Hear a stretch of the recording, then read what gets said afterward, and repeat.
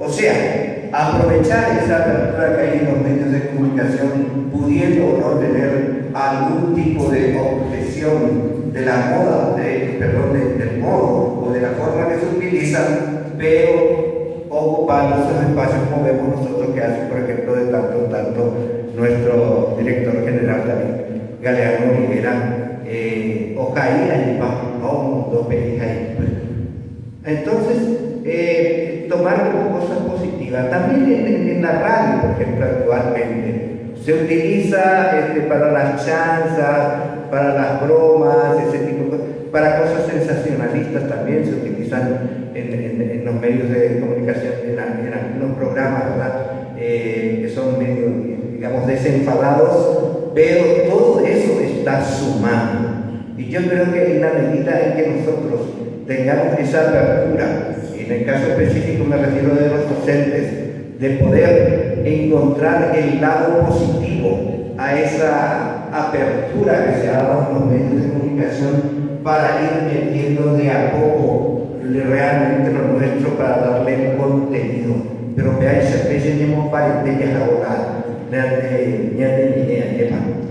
entonces, para disposición lleva el cobana, no éramos en medio de comunicación, a mí me llevo volado a ya aprovechar cualquier tipo de espacio. Upecha, la coana, la guaraní, o en la medio de comunicación en el club. Hay la llama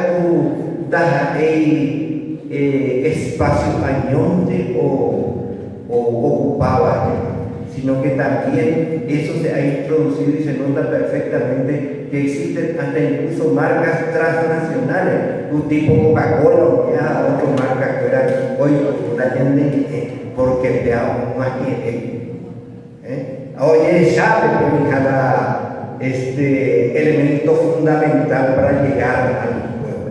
Entonces, quienes dicen que el guaraní tiene menos espacio, que va perdiendo espacio y que nos hablan de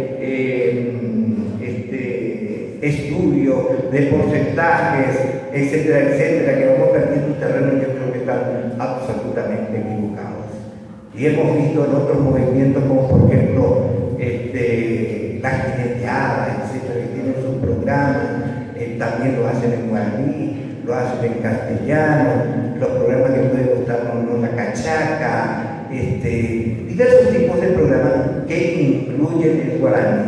Y lo hacen generalmente en medios de comunicación masiva popular. A la FM, pero ya no dije nuevo y el tema. A la cachaca ya le gustaba, y